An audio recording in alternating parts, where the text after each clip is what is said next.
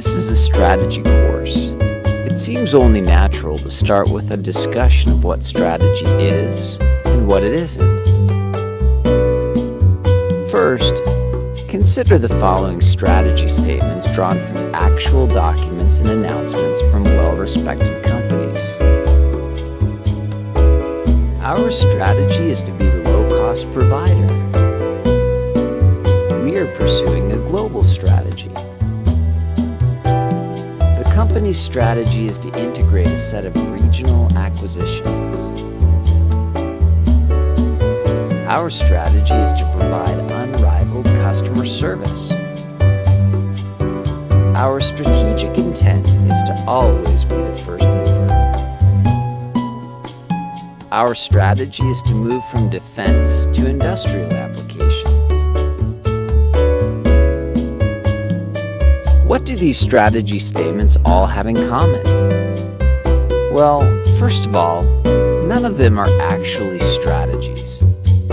They represent tactics, goals, objectives, and descriptions, but not strategies. They are mere strategic threads, small components of overall strategies. The problem is that in recent years, strategy has become something of a buzzword. Whenever we want to sound smart and demonstrate our business acumen, we just make sure the word strategy shows up in our ideas. The result is that we now refer to many mundane and uninteresting aspects of the business as being strategic, when they are really only small pieces of the overall business strategy. So then, what is a strategy? Being clear about what a strategy is will help us understand more clearly what a strategy is not. Well, the word strategy originally comes from the Greek word strategos, meaning the art of the general. In other words, the origin of strategy comes from the art of war, and specifically the role of the general in a war. In fact, there's a famous treatise entitled The Art of War that is said to have been authored by Sun Tzu, a legendary Chinese general, around the 2nd century BC. Strategists considered The Art of War to be one of the great masterpieces on strategy. In The Art of War, the goal is to win. Winning is good and losing is very, very bad. Can you imagine the great Hannibal saying something like, "Our strategy is to beat Rome"? No, Hannibal's goal was to defeat Rome. His strategy was to bring hidden strengths against the weaknesses of his enemy at the point of attack to achieve that goal, such as crossing the Alps when the enemies did not believe he could. The general is responsible for multiple units that must work together to win the battle and the war. The way the general adds value to the battle is by providing high-level orchestration and vision. That is, he can see what the field commanders cannot. Great generals think about the whole, and they work to coordinate all the necessary pieces, even sacrificing some pieces when necessary in order to ensure that the overall goal is achieved. We sometimes think of business as modern-day war, but the casualties are more frequently investor pocketbooks rather than human lives. The challenge of the executive is similar to the challenge of the ancient general. The modern-day executive needs to develop a set of complex tactics and activities that lead to a victory. So, how do we know what our strategy is? Or, if we do not have a strategy, how do we formulate one? A good strategy provides clear and concise answers to 4 key questions. First, where do we compete? In other words, what competitive arenas or markets will we be active in? We define markets as industries, product markets within those industries, and geographic markets. Second, what unique value do we bring to win in those markets? In other words, why do our customers choose our products and services when they could have chosen the products and services of any competitor out there? Our unique value could be cost or differentiation, which includes image, customization, styling, reliability, etc. Third, what resources and capabilities do we utilize to deliver that value? Do we have exceptional human capital, superior technology, unrivaled network connections, or a unique reputation? Resources generally refer to the things we have in our toolbox. These things can be tangible, such as a diamond mine or an oil field, or they can be intangible, such as a reputation. Capabilities generally refer to the things that we can do, or our ability to use the things in our toolbox. Fourth, how do we sustain our ability to provide that unique value? Are there barriers to imitation?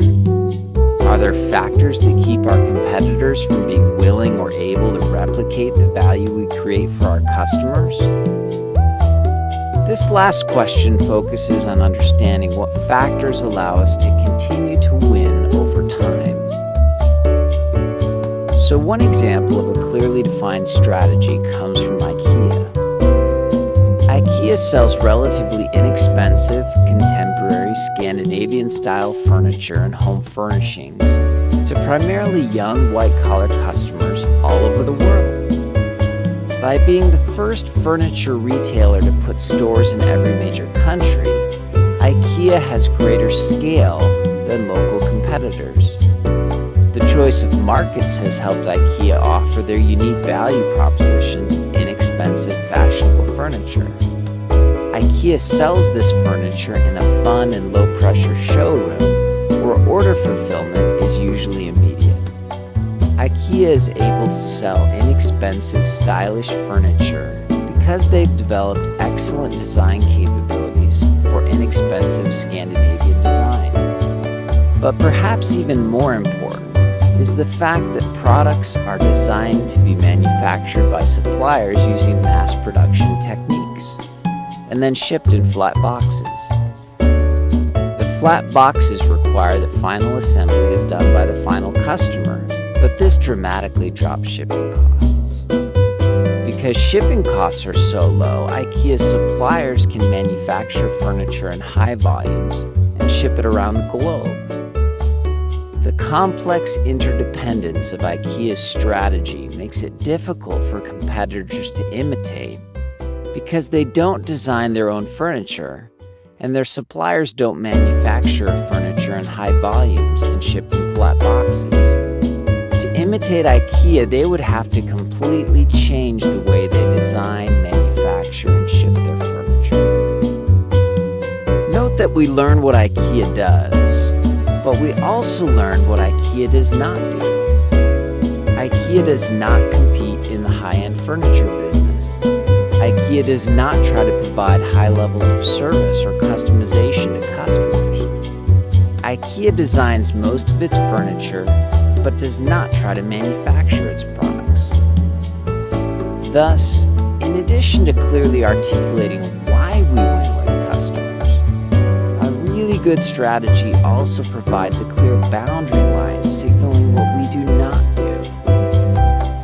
It is also important to note that what we've discussed briefly over the last few minutes is not in any way intended to be comprehensive, and there are many important perspectives that are excluded. For example, Henry Mintzberg, one of the most well-respected business strategists of our day, would want to emphasize the important differences between an intended strategy, an emergent strategy, and a realized strategy. He would want you to know that sometimes strategy is really more about what you actually do rather than what you intend to do. That is, your real strategy emerges as you do it and may not line up with your plans. Other strategists would not want me to leave out the importance of staging or timing. You may have a great plan, but if you execute the plan with poor timing, it may fall flat. To be successful, you also need to have a well-orchestrated set of timed steps in order to win in the marketplace.